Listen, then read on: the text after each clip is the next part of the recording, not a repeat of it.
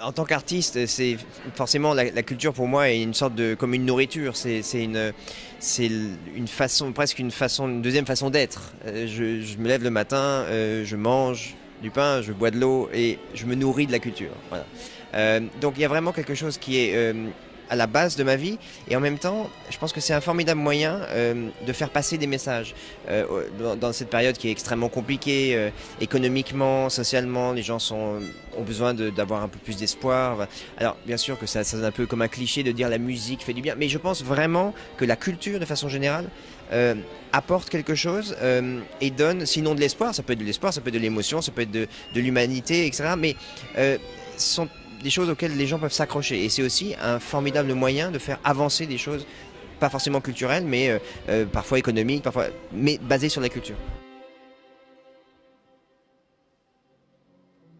Eh ben, écoutez, j'ai commencé le violon quand j'avais 4 ans, tout simplement parce que mes parents avaient vu commencé à acheter des disques et ils avaient vu le Grand Échiquier de Jacques Chancel à l'époque qui était l'émission phare pour la musique classique et ils ont eu envie de s'éduquer à la musique classique, ils ont fait faire de la musique à leurs enfants et du coup mon frère, ma soeur et moi on a commencé des instruments différents et pour moi ça a tout de suite été une sorte de, sinon une passion au début, en tout cas une vraie raison d'être et j'étais violoniste avant de jouer avec mes copains quoi. J'aimais ça, c'était le rapport avec mon violon et ça s'est jamais démenti depuis.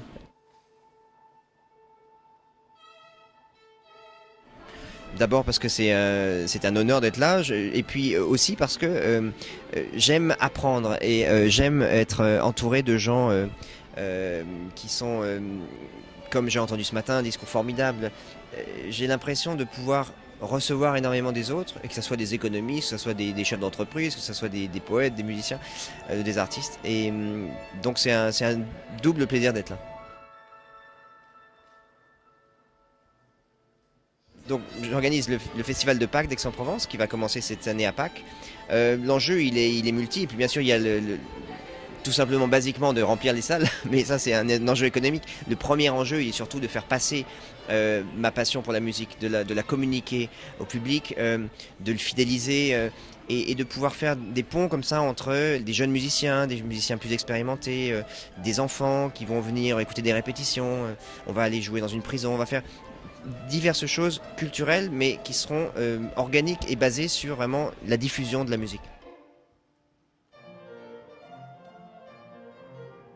Ma façon à moi, elle est assez, à la fois extrêmement limitée parce que c'est jouer du violon et en même temps extrêmement vaste parce que le fait de jouer du violon, je peux jouer en musique de chambre, je peux jouer avec orchestre, je peux jouer seul, je peux partager la musique et donc mon moyen c'est d'être sur scène et comme je l'ai fait tout à l'heure, d'essayer de raconter une histoire ou de simplement parler avec mon violon. C'est une façon d'être habité par la musique. C'est pas du tout un calcul, c'est une façon d'être. Ça fait maintenant plus de presque 30 ans que je joue.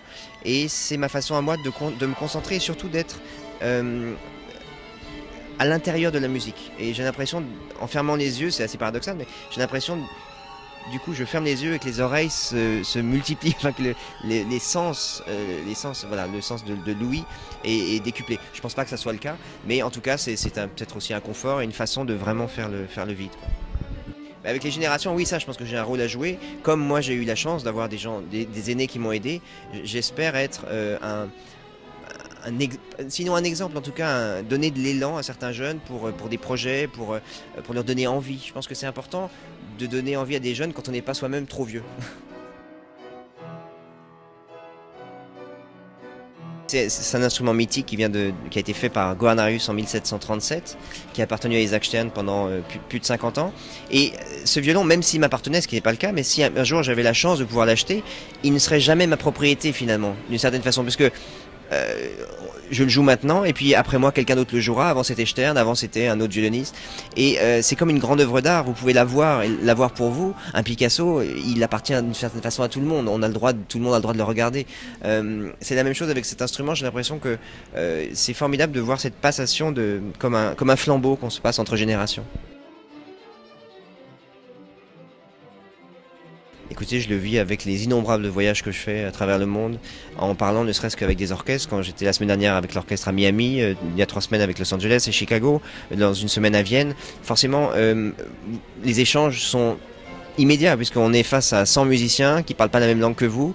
Le moyen de s'exprimer, c'est la musique, et on communique et on partage des choses, et finalement, j'ai l'impression d'apprendre à chaque voyage. J'ai l'impression de mettre un petit caillou comme ça ou un petit grain de sable dans une chose qui va un jour être peut-être un peu plus de connaissances et de vision en général, quoi, sur la musique. Merci à vous.